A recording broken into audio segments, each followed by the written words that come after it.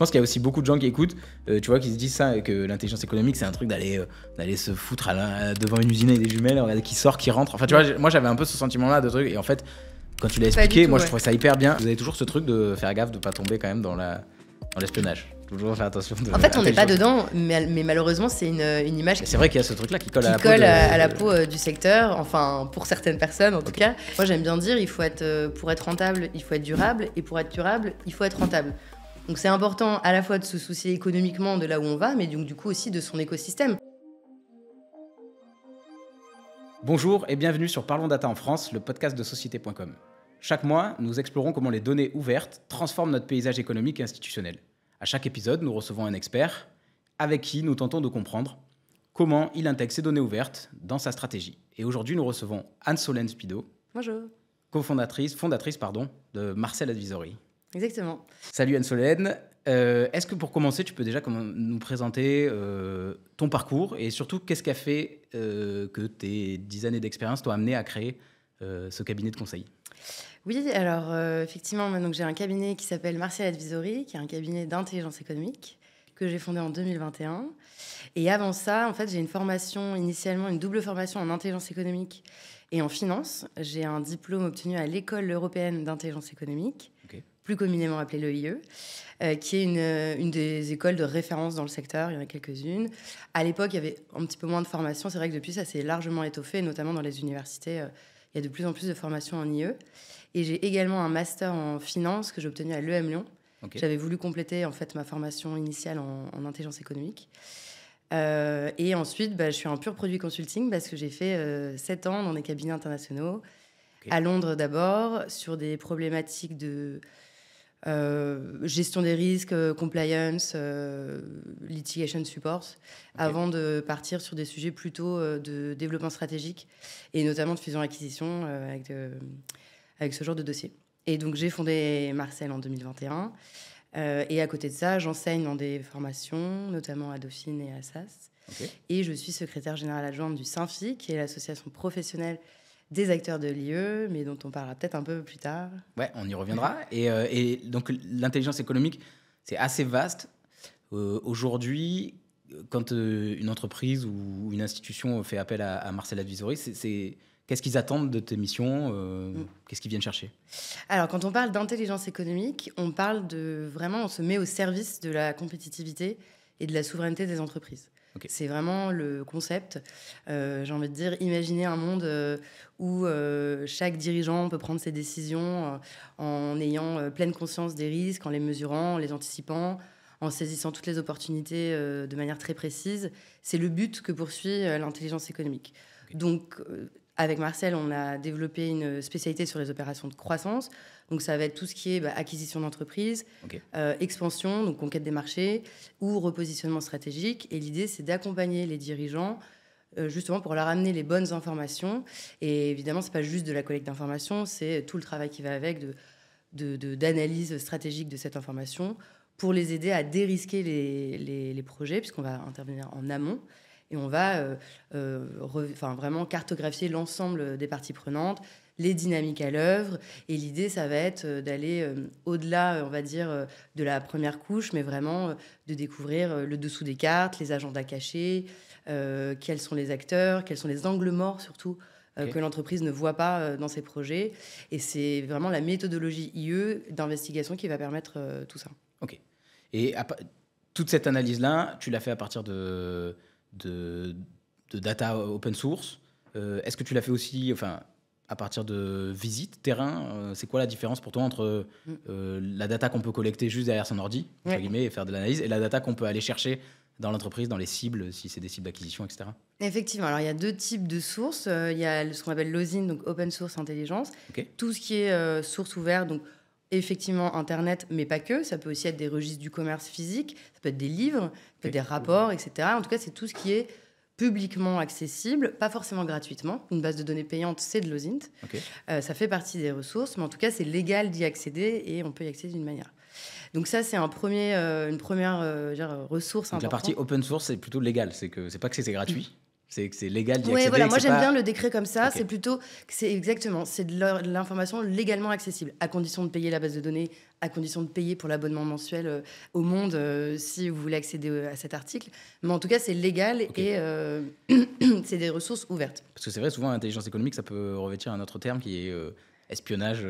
Malheureusement, oui, on associe souvent ça à de l'espionnage, alors que justement, en réalité, c'est la méthodologie IE qui se base uniquement sur des moyens légaux et publics, mais c'est une méthodologie rigoureuse, chronophage, qui nous demande en fait de mettre en place toute une stratégie de recherche d'informations où on va aller piocher dans les différentes sources, donc notamment l'OSINT. Ça peut aussi être parler à des gens, ça peut aussi faire des visites de terrain. Ça dépend des dossiers. Parfois, c'est pertinent d'utiliser l'ensemble des ressources. Parfois, on peut se concentrer sur de l'OSINT ou sur une autre source. Mais en tout cas, l'idée, c'est bien justement de se dire, en fonction de ma problématique et de mes enjeux, pour trouver les informations que je cherche, où est-ce que je pourrais aller les chercher, quelles pourraient être les ressources, en sachant bien qu'on ne va jamais collecter l'information telle qu'elle. On va dire, si un client se pose une question, on ne va jamais trouver l'information telle qu'elle. Ça va être un travail de collecte d'informations, de regroupement, de cross-checking, de faire des ponts entre ces informations qui vont nous permettre de créer de la connaissance et donc de créer l'information qui est utile à mon client. Mais c'est en ça que c'est complètement... Enfin, ça n'a rien à voir avec de l'espionnage, puisqu'en fait, la collecte d'informations, elle est brute. C'est pas ça qu'on va donner à notre client. Ce sera toujours quelque chose qu'on va... C'est comme des pièces d'un puzzle, en fait, qu'on va aller récupérer à droite à gauche, qu'on va parfois devoir retailler, qu'on va parfois colorer d'une autre manière pour reconstituer le puzzle. Et c'est ça, la méthodologie IE. Et le but, c'est vraiment de dérisquer l'opération, quelle que soit l'opération qu'il a à faire. Exactement. Et donc, du coup, quand vous allez chercher ça, pour être peut-être un peu plus précis sur certaines due diligence, parce que ça s'appelle comme ça, c'est en gros les choses qu'on va aller explorer. Est-ce que tu peux nous expliquer concrètement quelles sont les différentes due diligence que vous pouvez faire sur une opération, par exemple, de M&A? Bien sûr. Donc, la due diligence, c'est vraiment la vérification de données en amont d'un investissement. Donc, la data est au cœur de la due diligence. Ça va vraiment être un travail de collecte, soit fourni par la cible d'acquisition, soit justement, il va y avoir un enjeu de collecter cette information. En l'occurrence, sur les dossiers qu'on traite chez Marcel, on va justement se renseigner, on ne va pas se baser sur les informations données par une entreprise, on va aller chercher tout ce qui est disponible sur cette entreprise, notamment en OSINT, on va faire ce travail-là. Et donc, typiquement, qu'est-ce qu'on va aller chercher ? La méthodologie, ça va être de cartographier l'entreprise dans son écosystème, puisqu'en fait, l'idée, c'est de se dire, les due diligence juridiques, financières, stratégiques, elles sont très utiles, elles sont très intéressantes, elles se concentrent majoritairement sur l'entreprise aujourd'hui. Donc, c'est une image figée aujourd'hui. Nous, on va essayer de dézoomer cette image pour comprendre, OK, ça se passe comme ça, mais avec quel partenaire, quel fournisseur, et surtout, quelles sont ses relations, quelles sont les dynamiques à l'œuvre avec les concurrents, les nouvelles technologies, les institutions publiques, des partenaires, quelle est sa place dans la chaîne de valeur, est-ce qu'il y a un risque peut-être dans cette chaîne de valeur environnementale, réglementaire, juridique, et également, on va également dézoomer dans la temporalité. On va revenir au début pour analyser l'ensemble des évolutions en termes d'investissement financier, stratégie, RH. L'idée, c'est vraiment de pouvoir comprendre les évolutions de l'entreprise et donc sa capacité à surmonter les challenges, par exemple, sa capacité à s'entourer des bonnes personnes, sa capacité à avoir les bonnes ressources en interne pour servir sa vision stratégique. Et l'idée, c'est de se dire, tout ce qui lui a permis d'arriver aujourd'hui, est-ce que c'est encore là ? Est-ce qu'il y a un risque que ce ne soit plus là demain ? Et dans ces cas-là, qu'est-ce qu'on met en place pour assurer la pérennité de l'entreprise ? Parce que le but Concert, c'est vraiment ça, c'est l'anticipation. On va regarder le passé et l'actuel pour anticiper sur le futur et influer sur le futur, que ce soit sur son écosystème ou sur nos moyens de production, nos moyens d'investissement, etc. OK. Et là, toi, pendant tes 10 années de conseil où tu as fait avant ça et maintenant avec Marcel, est-ce que tu as vu un changement dans les études que tu fais au quotidien? Est-ce que tu as vu un changement avec l'ouverture de l'open data, particulièrement en France, parce qu'on est quand même assez fort avec ça? Ouais. Est-ce que ton quotidien aussi sur une étude a un peu changé depuis qu'il y a de plus en plus de données disponibles et gratuitement et un peu partout? Oui, bien sûr. Je pense qu'il y a effectivement de la donnée qui... Alors, historiquement, en France, c'est quand même plus transparent que dans d'autres pays, si on part dans les comparaisons. En revanche, c'est vrai qu'en France, c'est public, mais pendant longtemps, en fait, c'était très chronophage, parce qu'il fallait aller sur le site vraiment du registre du commerce, d'aller chercher les informations, de retracer, vraiment de passer dans tous les documents pour aller chercher les informations. C'était un travail de fourmi, extrêmement chronophage. Par exemple, pour reconstituer l'actionnariat d'une entreprise, on n'avait pas l'image actuelle, il fallait remonter au début, voir qu'il y avait 100%, quelles sont les évolutions au fur et à mesure, qui rentre, qui sort. Parfois, c'est des calculs, parce que c'est des actions différentes, des obligations, etc., etc. Donc, ça pouvait être très compliqué, en fait, de le faire. Aujourd'hui, il y a certains outils qui permettent effectivement de le faire de manière beaucoup plus rapide. Et donc, l'information est beaucoup plus transparente aussi en ce sens. Pardon. Moi, ce que j'aime bien, là-dessus, la chose que j'aime bien mettre en avant, c'est l'idée que l'information, il y a la volonté qu'elle soit transparente, effectivement, et donc le registre du commerce, tout est accessible gratuitement et publiquement en France. C'est vrai aussi dans d'autres pays. Je pense par exemple au registre du commerce italien. En revanche, les options pour rechercher sur le registre italien sont beaucoup moins développées que sur le registre français. On ne peut pas, par exemple, faire une recherche avec un dirigeant, avec un nom de dirigeant. Okay. Donc ça complique énormément les recherches. Alors oui, c'est transparent, mais dans les faits, l'accessibilité à cette information, elle est quand même plus compliquée. Et donc, ça impacte forcément aussi la transparence. Il y a aussi évidemment tous les paradis fiscaux, etc. Enfin, il y a plein d'endroits où l'information, elle n'est tout simplement pas accessible ou dans une mesure très, très limitée. Donc du coup, ça, c'est vraiment une des compétences typiquement des gens qui savent bien chercher de l'information, c'est de savoir dire ça va être plus ou moins difficile dans certains endroits. Et donc, pour reboucler avec ce qu'on disait tout à l'heure, ça va être le ZINT. Pour aller compléter les informations, parfois, on va faire appel à d'autres ressources, comme par exemple parler à des gens. Okay. On va faire ce qu'on appelle du renseignement humain, où on peut aussi, pour certains dossiers, se déplacer effectivement pour aller vérifier physiquement si les choses existent. Alors, ce ne sera pas pour des pays comme la France, puisque cette information, elle est accessible en ligne, c'est très digitalisé en France, mais il y a beaucoup de pays, notamment dans les pays en voie de développement, où l'économie, même la société, où c'est beaucoup moins digitalisé. Donc en réalité, on ne peut pas y accéder sur Internet parce que ça n'existe pas. Okay. Et est-ce que du coup, cette open data avec de la data plus accessible t'a permis de consacrer peut-être plus de temps à ces appels ou à quelque chose de plus physique, de rencontrer des personnes, de se déplacer, etc. Oui, je crois que la valeur ajoutée de l'intelligence économique naît vraiment de cette capacité à faire des ponts entre les informations. Okay. Et donc, le fait d'avoir des outils qui nous permettent de visualiser les informations et donc, justement, de pouvoir voir des choses émerger plus facilement et plus rapidement, ça fait vraiment gagner du temps déjà. Okay. Et ça permet effectivement de mieux travailler la data. Et ça permet surtout de dégager du temps sur la partie où on a le plus de valeur ajoutée, qui est la partie analytique. Puisque l'IE, c'est vraiment effectivement la collecte de beaucoup d'informations, le brassage et la digestion de cette information, mais ensuite c'est vraiment un travail analytique et tout cela est itératif. On ne fait pas une phase collecte, une phase analyse et un rapport.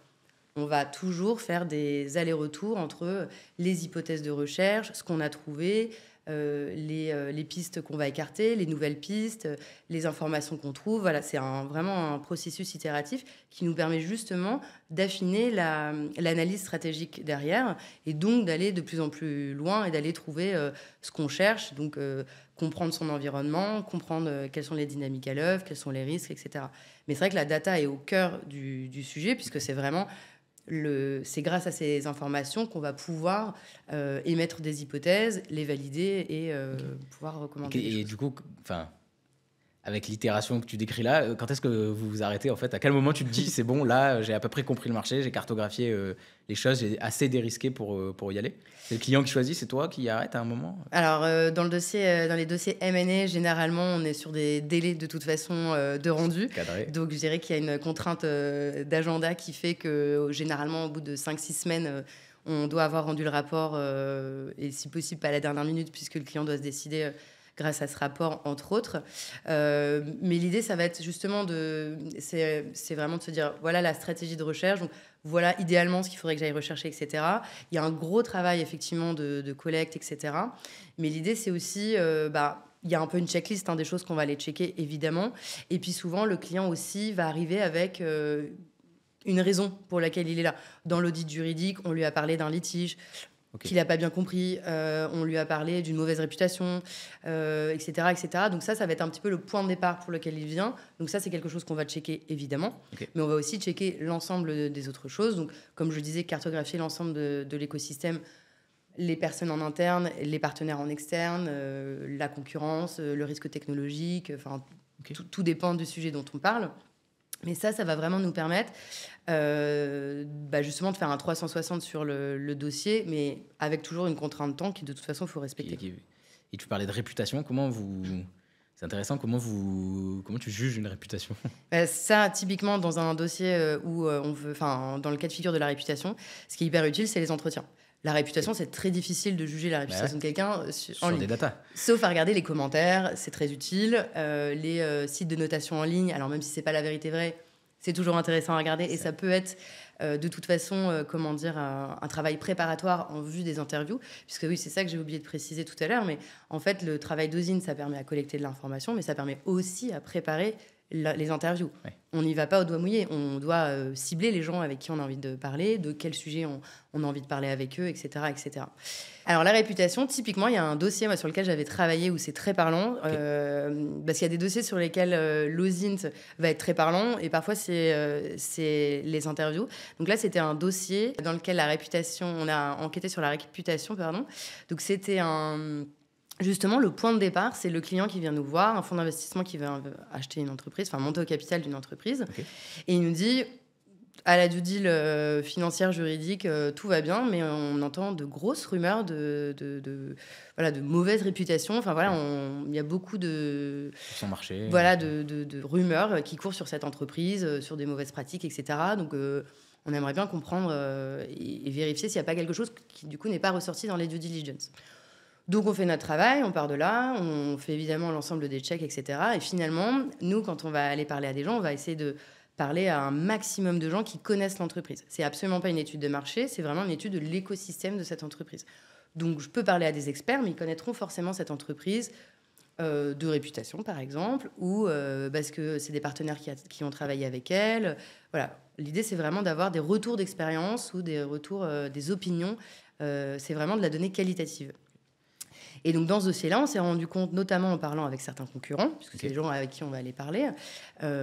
C'est rare que les concurrents énormément de... soient que dans le compliment, etc. Mais généralement, ça se sent assez rapidement aussi. C'est facile de juger si c'est pour casser du sucre ou pas.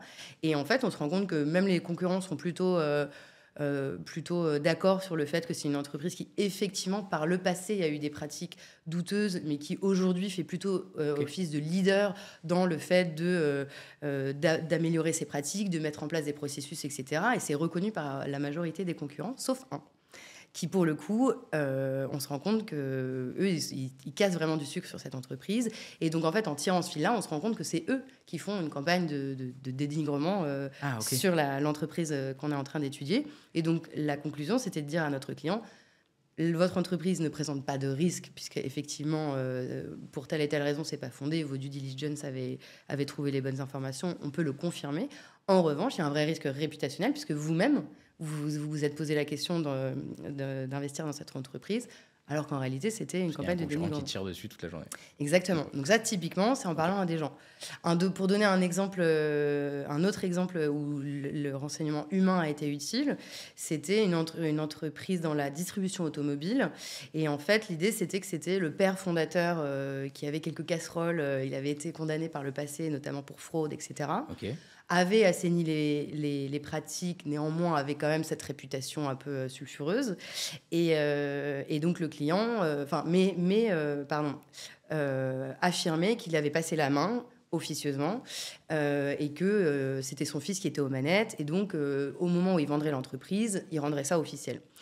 On a été faire notre petite enquête. On s'est rendu compte que c'était vrai. La plupart des partenaires nous confirmaient le fait qu'il n'était plus aux manettes, qu'effectivement le fils assainissait les pratiques et en faisait vraiment son cheval de Troie, on va dire. Mais ce qui est ressorti, c'était un risque commercial, puisqu'en fait, on s'est rendu compte que les gros clients historiques en fait, connaissaient très bien le père fondateur, avaient des relations privilégiées avec lui, et en fait, eux regrettaient qu'il soit parti, et se poser la question de la pérennité des contrats avec ses gros clients. Donc finalement, tout était OK, on avait pu rassurer le client sur son inquiétude, mais finalement, ça se retournait contre lui, puisque c'était peut-être là où ça allait poser problème.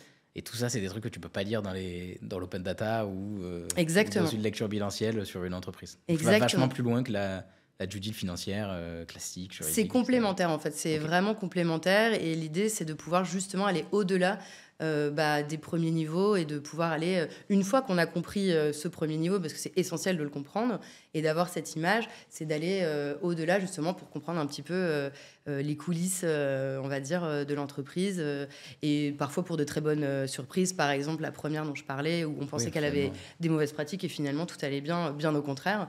Donc oui, effectivement, le renseignement humain, ça nous sert vraiment à ça, mais ça reste du déclaratif, c'est des opinions. C'est des opinions d'experts, etc. Mais ça reste des opinions. Donc, il faut quand même le prendre tel quel. Et ce sera... voilà, c'est pas un fait comme on peut collecter, pour le coup, des données et factualiser grâce à l'OSINT. Donc, c'est pour ça que c'est deux types de ressources qui sont extrêmement complémentaires et qui vont être aussi complémentaires dans cette recherche d'informations. Puisque parfois, en parlant à des gens, on va me parler, par exemple, de personnes dans l'entreprise qui, dans l'organigramme officiel, je les vois pas. Ou je les vois à des postes qui n'ont pas l'air importants. Et finalement, on me parle de cette personne et je me rends compte que, contrairement aux apparences, elle a un rôle clé dans la relation avec un client, dans la relation avec les équipes, dans la R&D, etc., etc. Et donc, ça me permet d'identifier des gens que j'avais identifiés en OSINT, mais je n'avais pas mesuré leur importance. Et donc, nous, typiquement, dans les due diligence M&A, on appelle ça les key people to retain, les gens où on ne veut absolument pas qu'ils partent de l'entreprise parce qu'il y a un vrai risque sur la pérennité et la stabilité. Donc ça, typiquement, c'est ce ping-pong entre l'OSINT et l'UMINT qui va nous permettre de le faire. Hyper complémentaire d'avoir l'open data d'un côté et de se déplacer. Donc, tu parlais tout à l'heure de l'Italie. Je sais que tu as pas mal bossé aussi en Angleterre, à Londres. D'ailleurs, Marcel Advisory, vous êtes à Paris et à Londres. Je sais que l'open data, pour le coup, en Angleterre, c'est pas trop l'actu, ou en tout cas, il n'y en a pas beaucoup. Comment tu fais dans des secteurs comme ça, si tu as déjà eu des dossiers à Londres? Comment tu fais quand tu dois faire plus d'interviews que d'OSINT? Plus d'interviews que d'OSINT Je sais pas, après... Enfin non, d'ailleurs, comment ça se passe à Londres? Ah non. Alors non, honnêtement, à Londres, ils sont pas si mauvais sur l'open data. En tout cas, pour le registre du commerce, c'était pardon, plus accessible que la France jusqu'à il y a pas longtemps. Je pensais... Non, c'est assez transparent, il y a pas mal d'informations. Après, ça dépend où on se situe, évidemment, au UK. En Angleterre, c'est plutôt transparent. Effectivement, il y a d'autres zones où ça l'est un petit peu moins. Mais donc, du coup, ce travail, il est assez similaire. Et pour le coup, je pense qu'en Angleterre, en fait, l'intelligence économique qui s'appelle Business Intelligence ou Competitive Intelligence, c'est un terme anglo-saxon, c'est une méthodologie anglo-saxonne. Moi, j'ai démarré ma carrière là-bas, je pensais que le monde économique, le monde des affaires était tout le temps comme ça. Donc, c'est-à-dire qu'il y a autant de cabinets d'IE que de comptables, d'avocats, de cabinets de stratégie. Là-bas, c'est vraiment un classique, c'est rentrer dans les process de checker, de faire des due diligence, etc. Beaucoup plus qu'en France, pour le coup. Après, je pense que la grosse différence, du coup, c'est que c'est comme tout, vu que c'est systématique et donc forcément à des quantités un peu plus industrielles, forcément, la qualité, elle est plus basique aussi. On va, de manière industrielle, checker des choses jusqu'à un certain niveau. Pour certains dossiers, on va aller au-delà, etc. Alors qu'en France, je pense qu'il y a peut-être... Alors, ça dépend des secteurs, parce qu'évidemment, tout ce qui est bancaire, assurance, il y a de la due diligence en masse. En revanche, pour les dossiers plutôt M&A, etc., je pense que effectivement, c'est plus ponctuel en fonction des montants, en fonction des secteurs, s'il y a un risque qui est identifié, etc., mais ce n'est pas systématique. Ok. Tu parlais tout à l'heure du SYNFI. Tu es secrétaire général du SYNFI, c'est le syndicat professionnel qui réunit globalement tous les acteurs de l'intelligence économique. Oui. Et je me demandais du coup, alors, quel est ton rôle déjà là-bas en tant que secrétaire général et quel est le rôle du SYNFI dans ce marché des acteurs? Oui, alors le SYNFI, ça a été créé en 2010 pour fédérer les acteurs de l'IE, pour les représenter, notamment être le garant des pratiques éthiques de ses membres. Et être aussi garant le fait que tous ces membres sont reconnus par leur pairs, etc. Vous avez toujours ce truc de faire gaffe de ne pas tomber quand même dans l'espionnage. Toujours faire attention. En fait, on n'est pas dedans, mais malheureusement, c'est une image. C'est vrai qu'il y a ce truc-là qui colle à la peau du secteur, enfin, pour certaines personnes en tout cas. Mais oui, je pense que c'est important de le préciser parce que c'est antinomique avec l'IE de parler d'espionnage industriel. Parce que pour moi, en tout cas, je crois fermement que l'intelligence économique, c'est une réponse responsable et éthique à la création de valeur, puisqu'on va se renseigner en amont de manière légale, encore une fois, et sur des informations publiques, pour aller en pleine conscience sur des dossiers et donc de pas aller sur des dossiers sur lesquels en fait on est sûr de perdre si on se renseigne un petit peu avant, on peut se rendre compte, Par exemple, sur les appels d'offres internationaux, c'est quelque chose qui demande énormément d'argent, de ressources en interne, etc.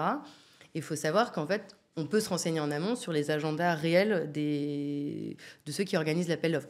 Ça arrive souvent qu'on décide de faire un appel d'offres international pour faire bien, mais en réalité, ils ne veulent pas changer d'opérateur. Okay. Et ça, on peut le savoir. Donc, si on le sait, on peut leur dire, ça ne sert à rien d'y aller, de toute façon, vous ne gagnerez pas. Okay. Et donc là, on évite de perdre de l'argent, des moyens, etc. D'abord, de fédérer les acteurs. Et quand je dis acteurs de l'IE, en fait, c'est assez vaste parce on pense souvent aux consultants. Ouais. En réalité, il y a évidemment un certain nombre de cabinets de conseil, mais il y a aussi beaucoup de praticiens d'entreprise. Il y a des entreprises en France, notamment des industriels, mais aussi des PME, qui vont avoir des départements en interne d'intelligence économique, avec notamment des sujets liés à la stratégie, à la compétitivité, à la veille réglementaire, etc. etc. Par exemple, dans les secteurs bancaires, services à la personne, la santé, évidemment le secteur de la défense et tout un tas d'autres secteurs. Donc on représente aussi ces praticiens d'entreprise. Tout ce qui est formation, académiciens, etc. font partie du SINFI. Et ensuite, tout ce qui est outils, donc éditeurs de logiciels notamment, font partie du SINFI. Okay. On a également des étudiants. Et donc l'idée, ça va être de fédérer, d'être un lieu d'échange entre ces personnes et également de promouvoir les métiers liés à l'intelligence économique. Typiquement, de faire connaître l'intelligence économique auprès des PME et des TPE qui sont moins au courant, qui ont l'impression que c'est réservé aux groupes industriels. J'allais te dire, les clients généralement, c'est plutôt des groupes industriels qui veulent faire du M&A, des grosses boîtes. Non, enfin, en tout cas, ça s'y prête pour tout le monde. Okay. Moi, dans mon portefeuille client chez Marcel, on a effectivement des gros groupes industriels, mais on a aussi des PME, voire des TPE. Okay. Ça arrive. Ça va pas être les mêmes dossiers, évidemment, mais ça s'y prête très bien, puisque de toute façon, toute entreprise doit être compétitive, doit être souveraine pour perdurer. Moi, j'aime bien dire, pour être rentable, il faut être durable, et pour être durable, il faut être rentable. Donc c'est important à la fois de se soucier économiquement de là où on va, mais donc, du coup aussi de son écosystème. Ouais. Et comment on impacte son écosystème, comment notre écosystème nous impacte, puisque de toute façon, on est imbriqué là-dedans. Et à un moment donné, on ne peut pas faire fi de ça. Et tu trouves que ce n'est pas assez connu aujourd'hui, l'intelligence économique en France ? Enfin, je disais tout à l'heure qu'au UK, c'était ultra, pour le coup, c'était une commodité. Dès qu'on fait un moindre deal, on fait de l'intelligence économique. En France, ce n'est pas le cas aujourd'hui ? Je pense que ça se développe de plus en plus, très clairement. Notamment parce qu'il y a Jean-Baptiste Lemoyne, un sénateur qui porte un projet de loi depuis 2 ans, qui devrait notamment être débattu ce printemps-ci, si le calendrier n'a pas changé, mais justement pour développer cet état d'esprit d'intelligence économique au niveau de l'État et de le répercuter sur les entreprises et surtout sur les territoires. Puisqu'effectivement, les groupes industriels sont plutôt à même de ce sujet, ont parfois même des départements en interne ou en tout cas ont recours régulièrement au cabinet de conseil. C'est moins vrai pour des PME, encore moins pour des TPE, et pourtant c'est 90% du tissu économique de notre pays, et c'est souvent les premières elles sont souvent en première ligne justement sur les risques concurrentiels, puisque les TPE, les PME, souvent c'est des sous-traitants ou des partenaires des grands groupes, donc ça peut aussi elles peuvent aussi subir des attaques, être la cible parce qu'on veut indirectement toucher des grands groupes industriels, donc elles sont je dirais concernées de manière directe et indirecte. Donc c'est extrêmement important justement d'aller les initier à cela et surtout de leur proposer des services. Okay.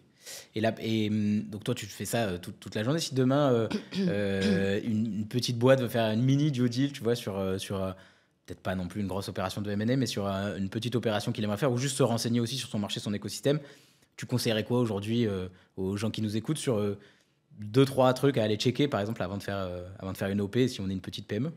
Typiquement, se rendre sur société.com pour checker l'entreprise, c'est très utile. Je pense que déjà, des choses assez basiques, mais il faut commencer par là, c'est de voir si l'entreprise, est-ce qu'elle existe, où est-ce qu'elle est enregistrée, qui sont ses dirigeants, depuis quand elle existe. Ça donne aussi une information sur le fait que l'entreprise, si elle a 2 ou 15 ans, elle a plus ou moins d'expérience, plus ou moins de réputation, etc. Donc je pense que déjà, aller checker l'entreprise. Ensuite, moi, le deuxième truc que je conseille de faire, c'est d'aller regarder sur LinkedIn. Il y a beaucoup d'informations sur LinkedIn.